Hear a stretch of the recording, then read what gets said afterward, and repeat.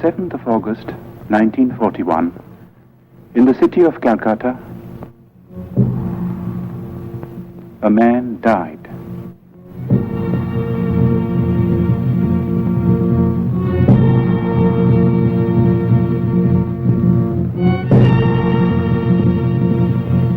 His mortal remains perished, but he left behind him a heritage which no fire could consume.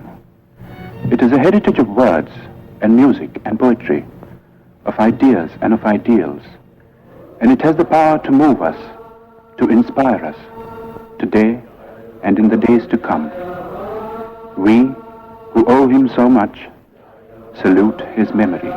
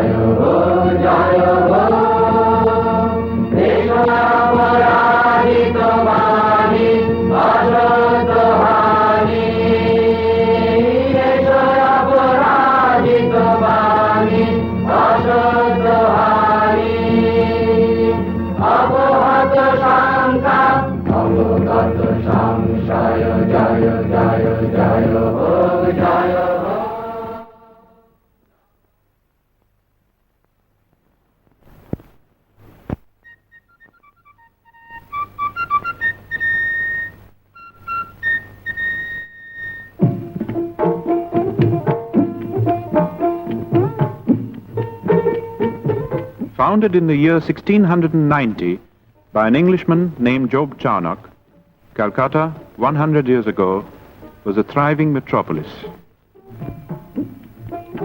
Queen Victoria was proclaimed Empress of India in 1877.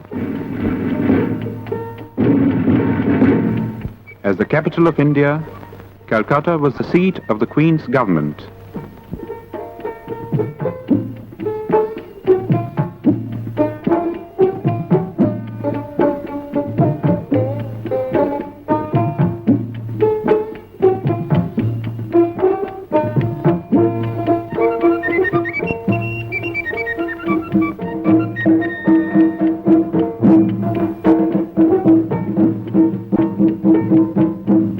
In the northern part of the sprawling city, in the area known as Jorashako in Chitpur, was the family residence of the Tagores. The Tagores had an impressive lineage. It dated back to the first group of learned Brahmins that came from Kannauj and settled in Bengal in the 8th century. 1,000 years later, Panchanan, a descendant, came to the new city of Calcutta and found a lucrative position with a British shipping company. His grandson Nilmoni added to the family fortune and built the house at Jorashako.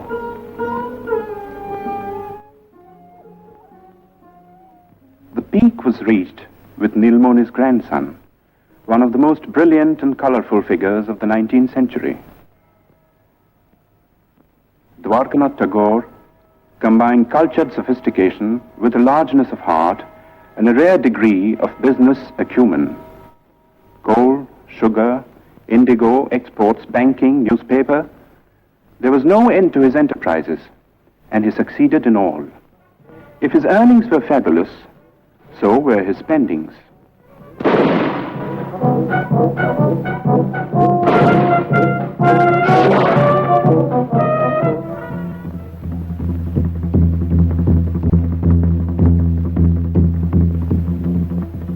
Although a Hindu and a Vaishnava, Dwarkanath defied the ban of Brahmin orthodoxy and twice went to England.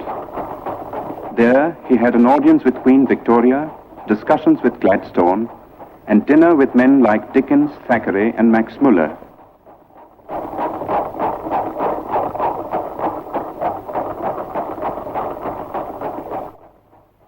Shortly before his death in England, Dwarkanath had written to his eldest son in Calcutta, reproving him for neglecting the family's business affairs.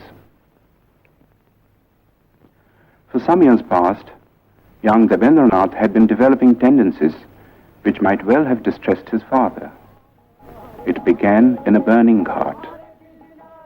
The last rites were being administered to Rabindranath's grandmother. Not far away, on the riverbank, sat Rabindranath. Like many a rich man's son, he had been leading a wayward life. But tonight, he was overcome by a strange feeling.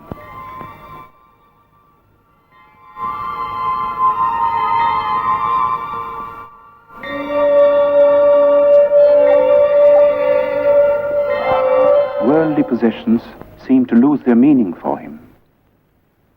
This led to a period of profound disquiet, followed by a ceaseless quest for the meaning of existence in the great source books of the East and West. He read the materialist philosophers of modern Europe, Locke, Hume, Bentham, and others, whose ideas were so much in vogue among the students of the time. Then he learned Sanskrit and read the Mahabharata. But peace of mind would not come until one day he chanced upon a torn page of a Sanskrit book. There was a sloka in it which said, "God is supreme and all-pervading. Enjoy by renunciation. Covet not another's wealth." This was a page of the Ishopanishad, edited by Raja Ram Mohan Rai. Ram Mohan had been a close friend of Dwarkanath's. As a boy, Rabindranath had a deep and silent admiration for the man. But the greatness of the Raja's vision and the magnitude and nobility of the tasks he had set before himself were beyond the boy's comprehension.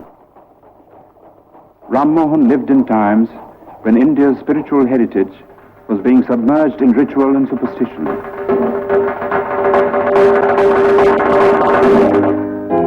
While in the West, a whole new concept of humanity was emerging. Ram Mohan advocated Western education for Indians because he wanted the new ideas of the West to spread in the country. He also wanted that we should respect what was old and true in our own heritage. In the Upanishads, for instance, which revealed to him the monotheistic basis of Hinduism. Ram Mohan's work was left unfinished by his death in England. But Rabindranath, inspired by the 2 lines of Sanskrit text, went on to prove himself to be the Raja's true spiritual son and heir. Rabindranath suffered social ostracism for preaching the monotheistic faith that he called Brahmoism, but to his followers, and there were many, he was Maharshi, the great sage. When Rabindranath was born, the Maharshi was 45 years old. His wife Sharada Muni was 33. Rabindranath was the 14th child.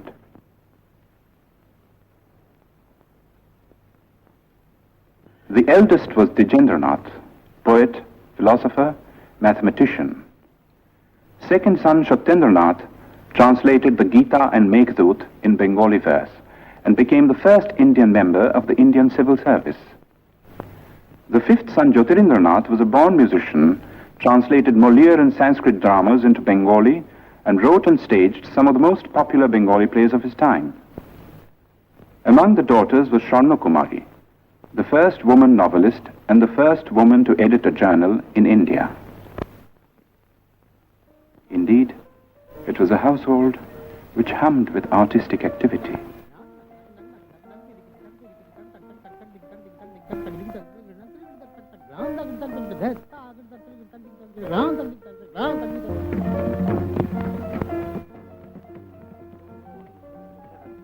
Oh, what else? Else shall I couple hell? Oh, fie, hold my heart. And you, my sinews, grow not instant old, but bear me stiffly up.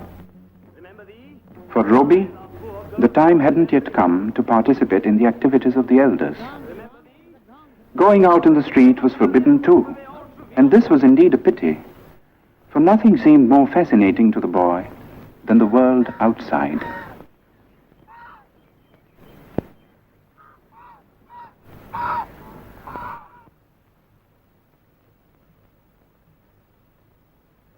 At the age of 7, Roby was sent to school. See a box. তুমি কি একটি বাক্স দেখিতে পাইতেছ? Yes, I can see a box. হ্যাঁ, আমি একটি বাক্স দেখিতে পাইতেছি। Yes, I can see a box. Robbie went to 4 schools and hated them all. But to say that he lacked education would be wrong. For his third brother Hemendranath saw to his studies at home, and it was all done by the clock.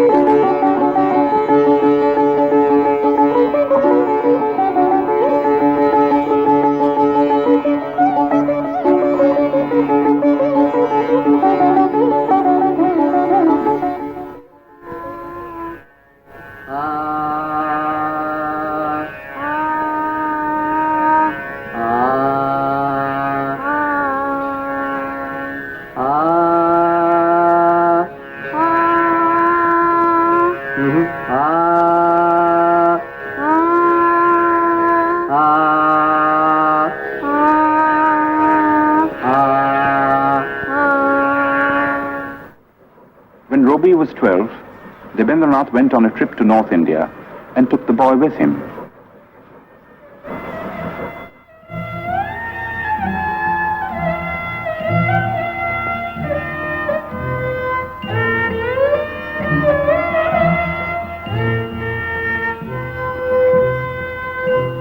The last stop on a long tour was the rest house on Bakrota, the highest hill in the hill station of Dalhousie in the Punjab.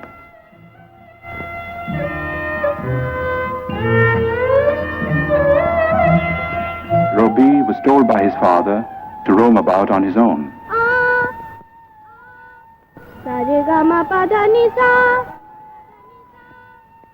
He was also taught to rise before the sun.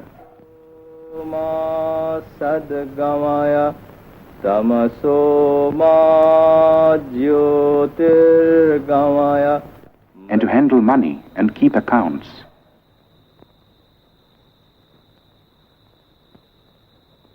The days often ended with the boy singing devotional songs to his father.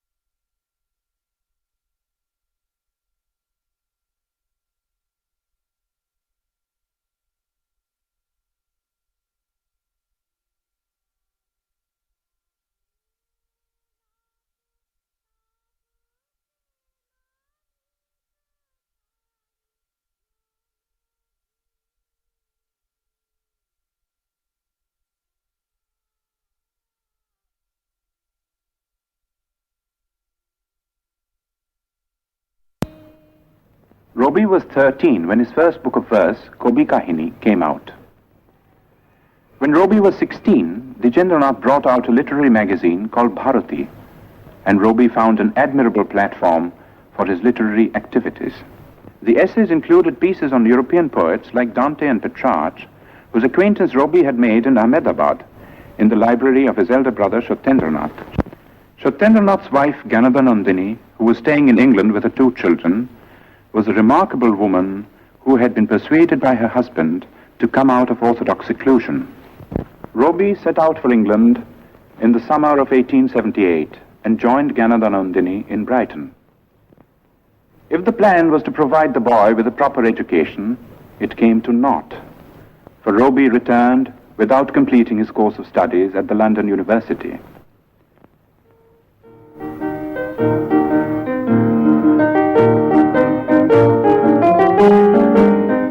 While in England, Rabindranath had become acquainted with Western music. Some of the tunes he had learned found their way into his enchanting opera, Valmiki Pratibha.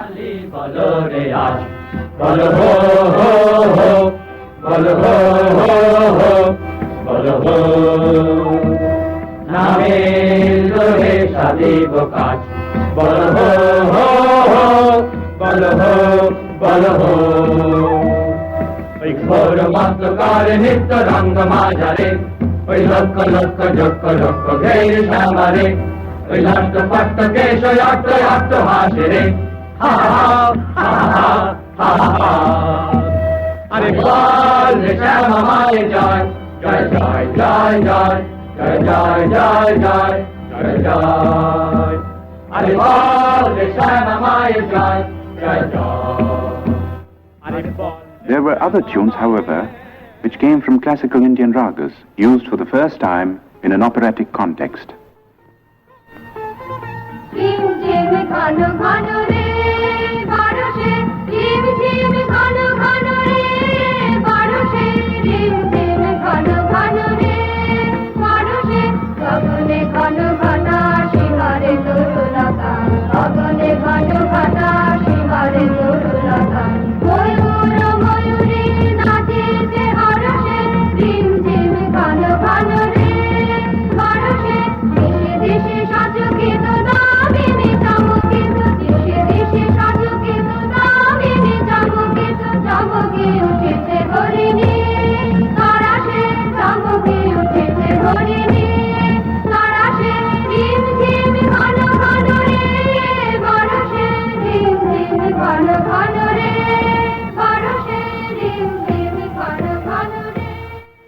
Valmiki Pratibha was staged in the Tagore residence with Rabindranath in the role of the bandit-turned-poet. The rest of the cast, too, was composed of members of the Tagore family, all gifted with varying degrees of talent for acting and music. Among those who saw and praised this performance was the greatest literary figure of the time, Bankim Chandra Chatterjee. A year later, when Rabindranath's Shanda Sangeet was published, Bankim Chandra personally congratulated the poet and acknowledged his preeminence among the rising writers of the day.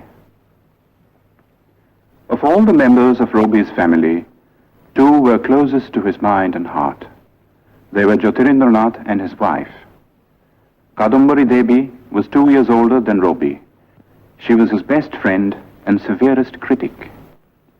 Robi lived with these two for a time in a house in Sadar Street in South Calcutta. One morning, a strange experience befell the poet.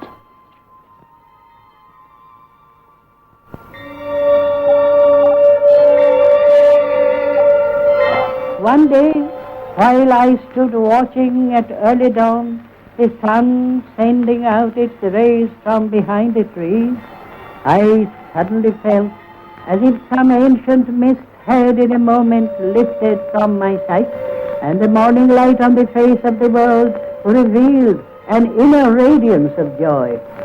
The poem I wrote on the first day of my surprise was named The Awakening of the Waterfalls.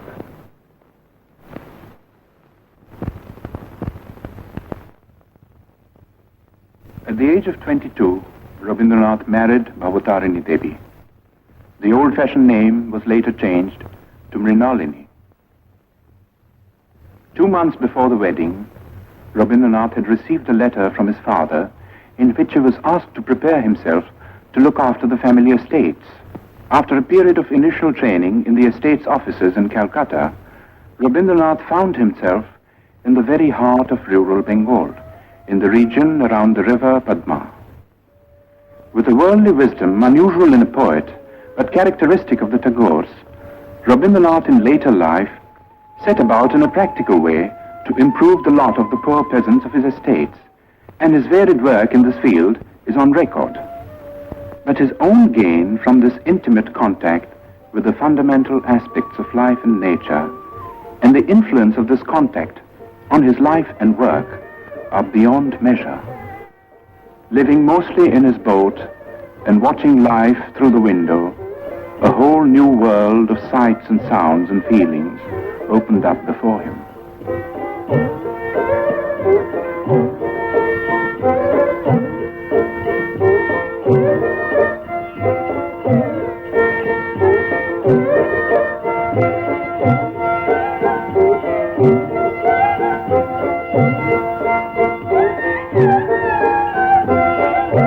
It was a world in which the moods of people and the moods of nature were inextricably interwoven. The people found room in a succession of great short stories, and nature in an outpouring of exquisite songs and poems. Dominant was the mood of the rains, exultant and terrible.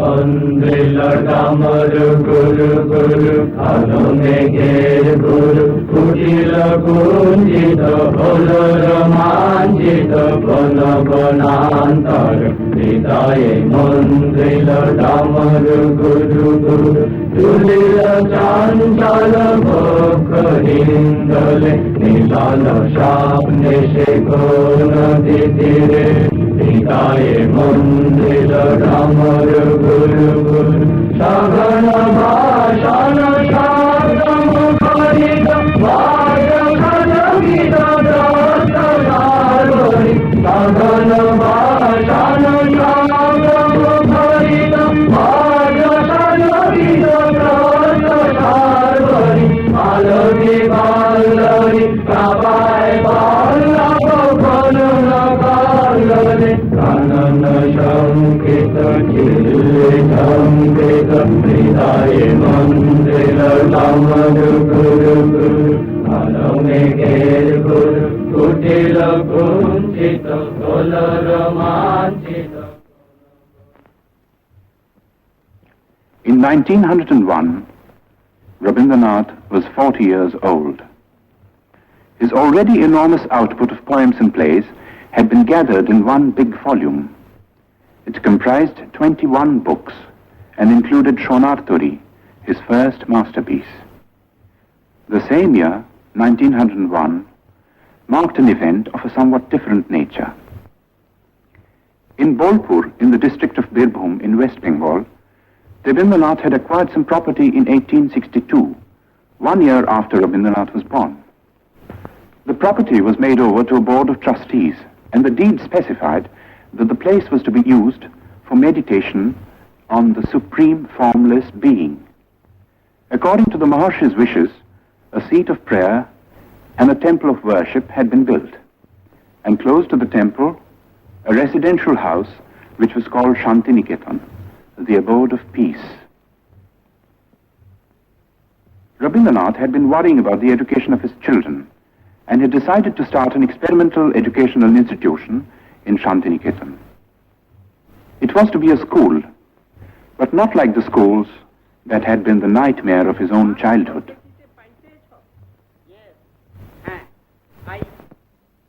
It was to be like the forest hermitages of classical India.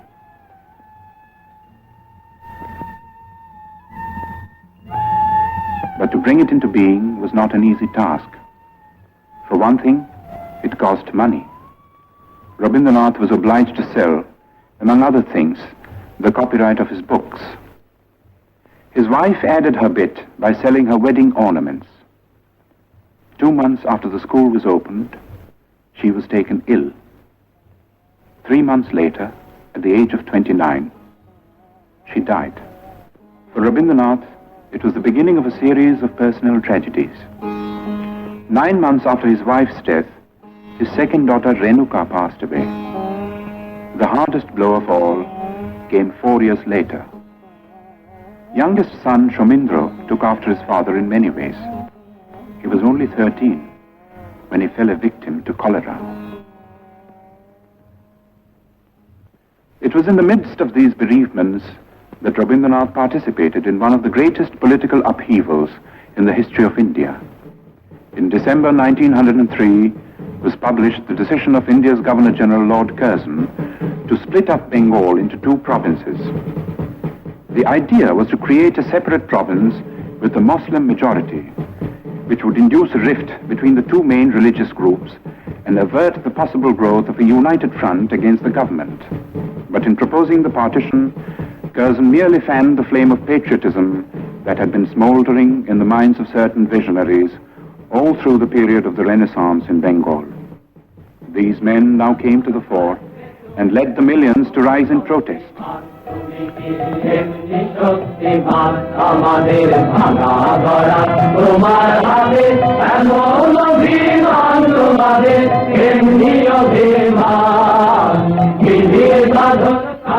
The series of stirring patriotic songs which Rabindranath composed for the occasion were sung in procession in the streets of Calcutta, with the poet himself in the lead.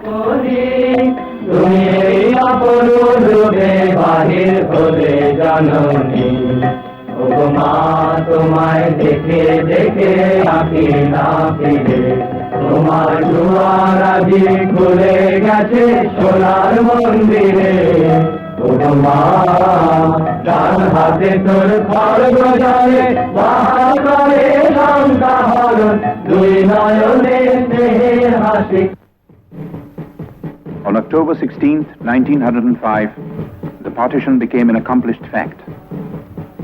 In a form of protest that only a poet could conceive, Rabindranath turned the Black Day into a mass festival of Rakhi Bandhan, the tying of the band of friendship.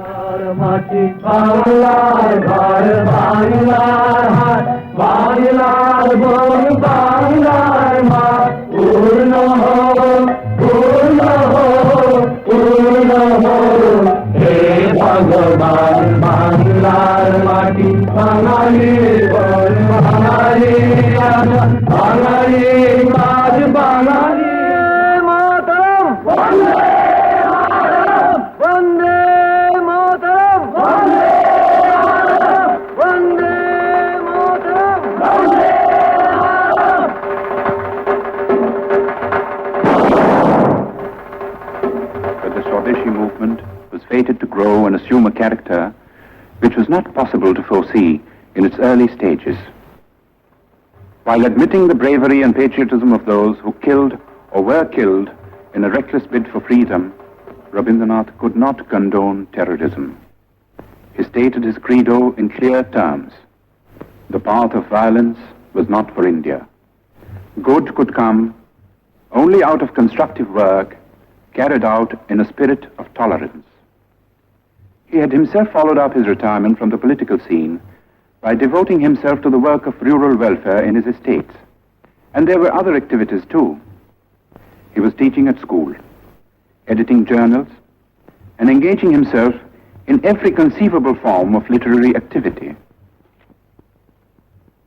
That his own countrymen now regarded him as their leading man of letters was proved by his 50th birthday celebrations in Calcutta.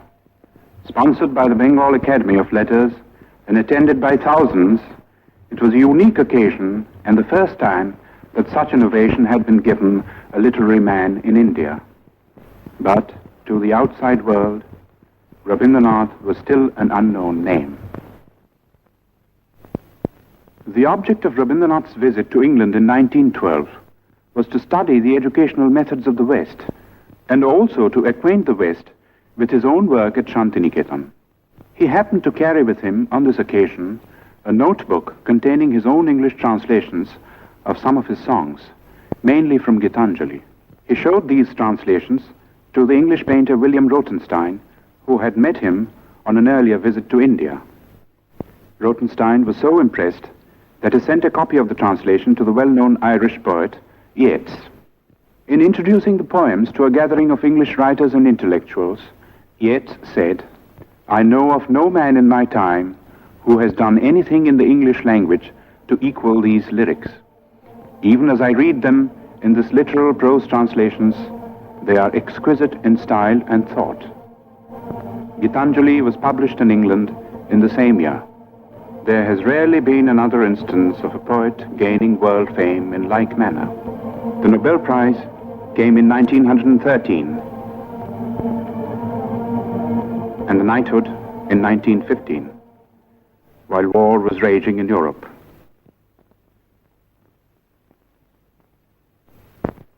Touring the United States and Japan in 1916, Rabindranath made eloquent appeals for peace. He felt that world peace could only be achieved through intellectual cooperation between nations.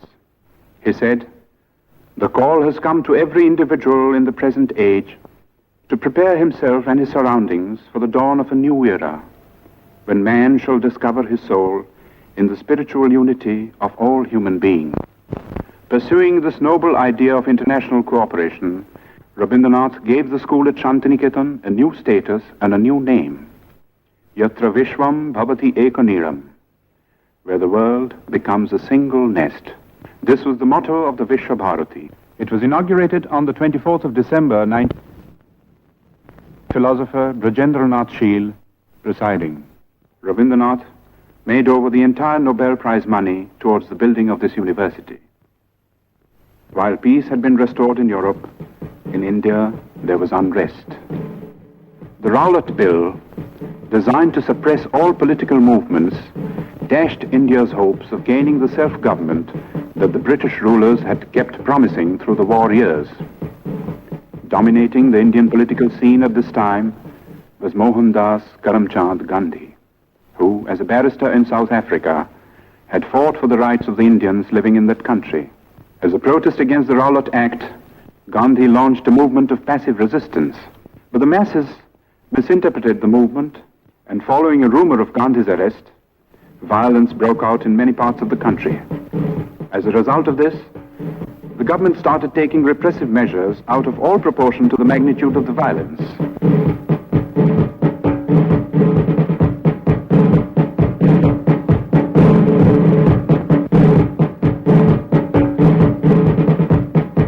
In the Punjab, martial law was declared.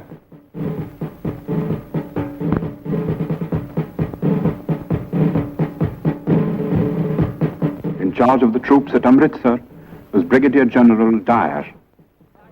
On the first day of the month of Vaishak, a crowd gathered in Jallianwala Bagh, as it had done every other year. It was a peaceful crowd, but Dyer was taking no chances.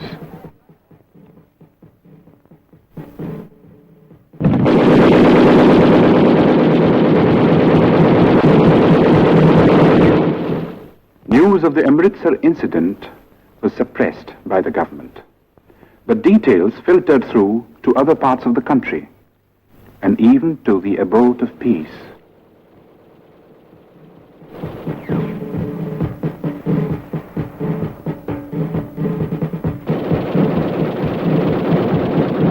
Rabindranath rushed to Calcutta.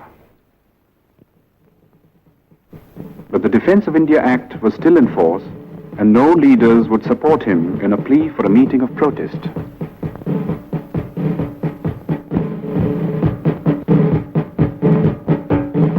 At 4 o'clock in the morning of May the 30th, Rabindranath finished writing a letter. It was addressed to the Viceroy. Condemning the government for the killing in the Punjab, Rabindranath ended by saying, "And I, for my part, wish to stand shorn of all special distinctions by the side of my countrymen, who, for their so-called insignificance, are liable to suffer degradation not fit for human beings.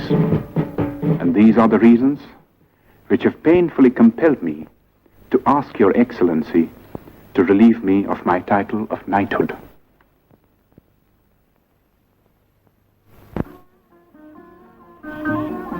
The next 10 years of Rabindranath's life were filled with ceaseless activity. The urge to travel and the necessity to collect funds for his university took him to all parts of the world, and the West, as much as the East, welcomed him with open arms.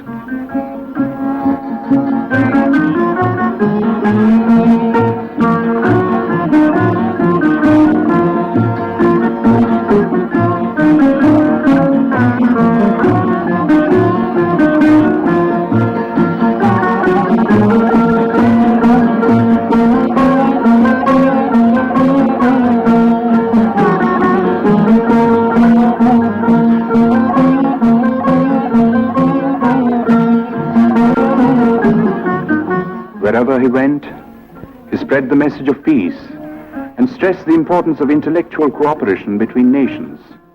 He said, "We ought to know that isolation of life and culture is not a thing of which any nation can be proud. In the human world, giving is exchanging. It is not one-sided." He also said, "I do not put my faith in any new institutions, but in the individuals all over the world who think clearly, feel nobly, and act rightly. They are the channels of moral truth." His great humanist ideas found an echo in the best minds of Europe, and some of them became his close friends.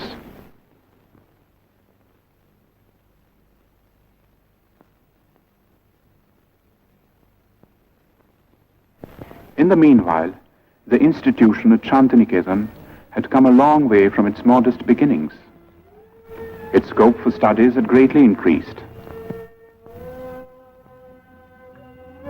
There was Kalabhavan for the study of painting, under masters like Nandulal Bose.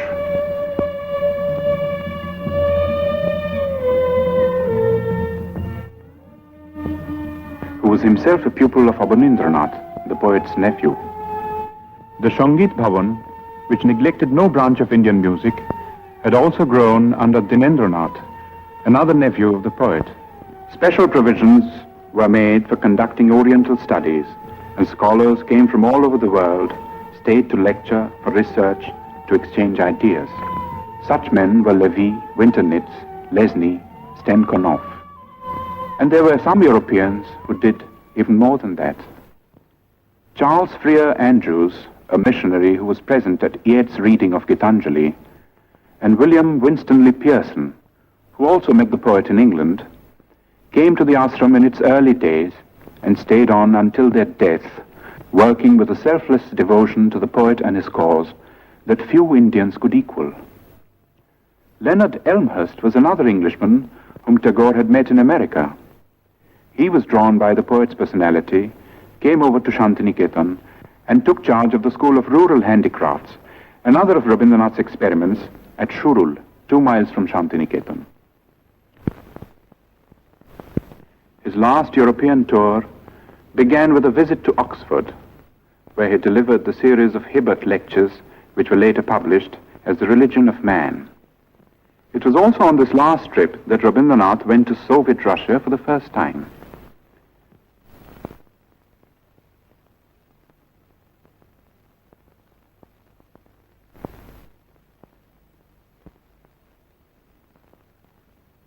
On the eve of his departure from Moscow, he told his hosts, "You have recognized the truth that in extirpating all social evils, one has to go to the root, and the only way to it is through education." In Russia, as well as in other countries that he visited on this tour, Rabindranath held exhibitions of his paintings. At the age of 70, Rabindranath had found a new outlet for his creative urge. It was astonishing the way it started.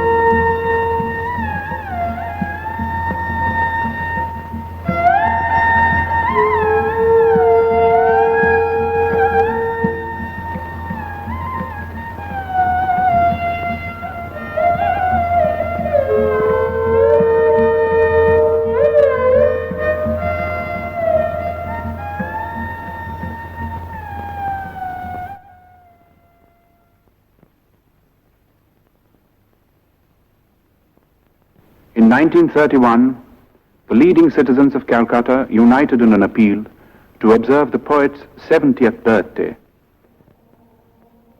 It was celebrated in a manner that was truly worthy of the occasion.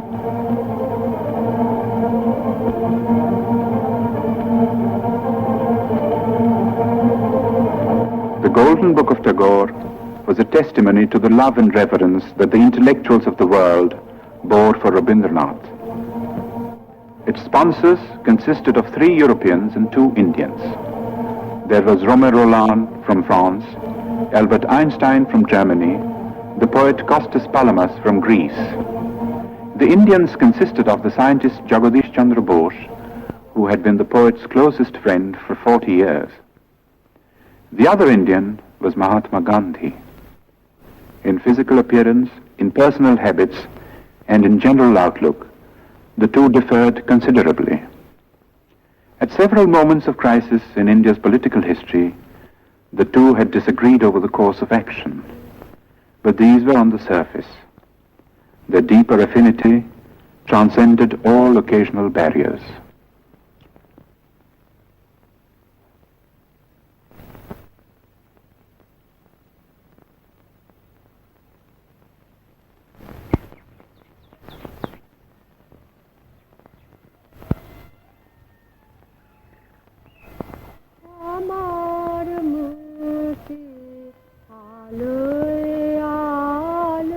The last years of the poet's life were spent largely in his beloved Shantiniketan.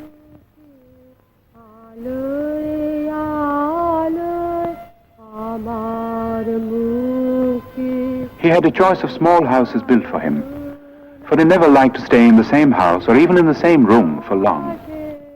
It was, in a way, symbolic of the refusal to get into a rut which marked his whole life. In his writings, he was now producing some of his most striking, original, and mature works, and these included textbooks and nonsense rhymes for children, not an unusual occupation for someone who had loved and understood children so well and done so much to mold them for a better future.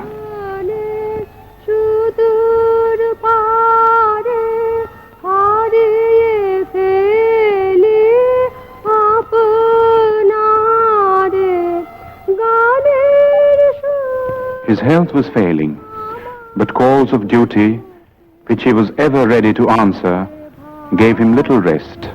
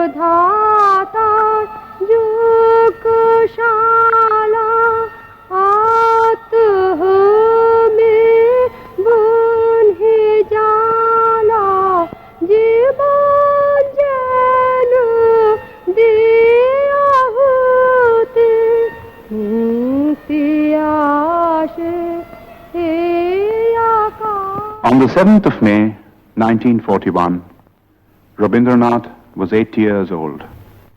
3 months later, he was to leave Shantiniketan, never to return.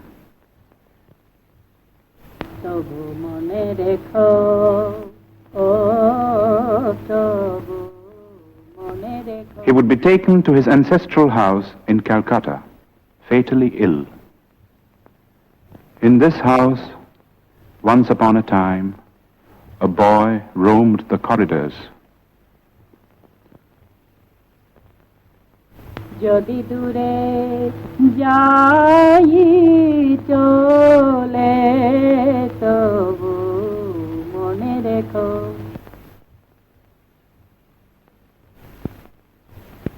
What is the fun of always writing and writing? When I take a father's pen or pencil and write upon his book just as he does, A, B, C, D, E, F, G, H, I, why do you get cross with me then, mother? You never say a word when father writes. When my father wastes such heaps of paper, mother, you don't seem to mind at all. But if I take only one sheet to make a boat with, you say, child, how troublesome you are. What do you think of father spoiling sheets and sheets of paper with black marks all over on both sides?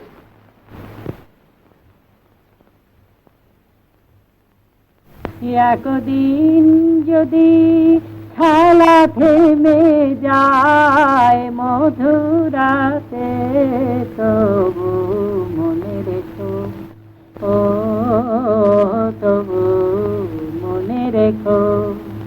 একদিন যদি বাধা পড়ে কাজে শারদ প্রাতে মনে রেখো, যদি পড়িয়া মনে ছলো ছলো জল নাই দেখা দেয় নয়ন কোণে তবু মনে রেখো।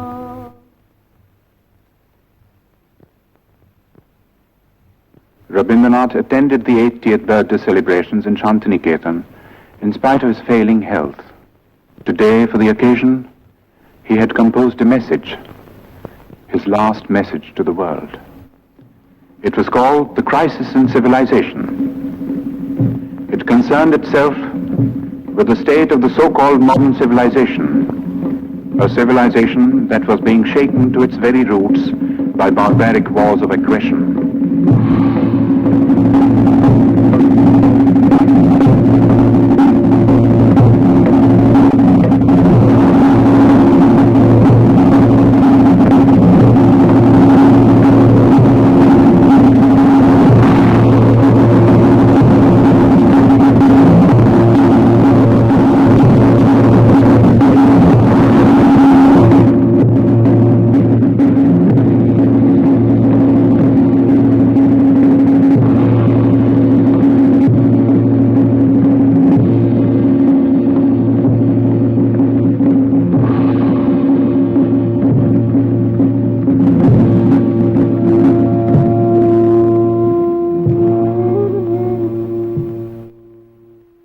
In the course of this message, Rabindranath said, I had at one time believed that the springs of civilization would issue out of the heart of Europe. But today, when I am about to leave the world, that faith has deserted me. I look around and see the crumbling ruins of a proud civilization strewn like a vast heap of futility.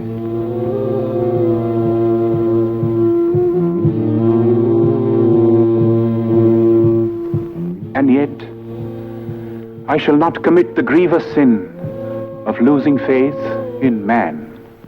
I shall look forward to a new dawn, to a new chapter in history when the Holocaust will end and the air will be rendered clean with the spirit of service and sacrifice. Perhaps the dawn will come from this horizon, from the east, where the sun rises. On that day, will unvanquished man retrace his path of conquest, surmounting all barriers to win back his lost human heritage.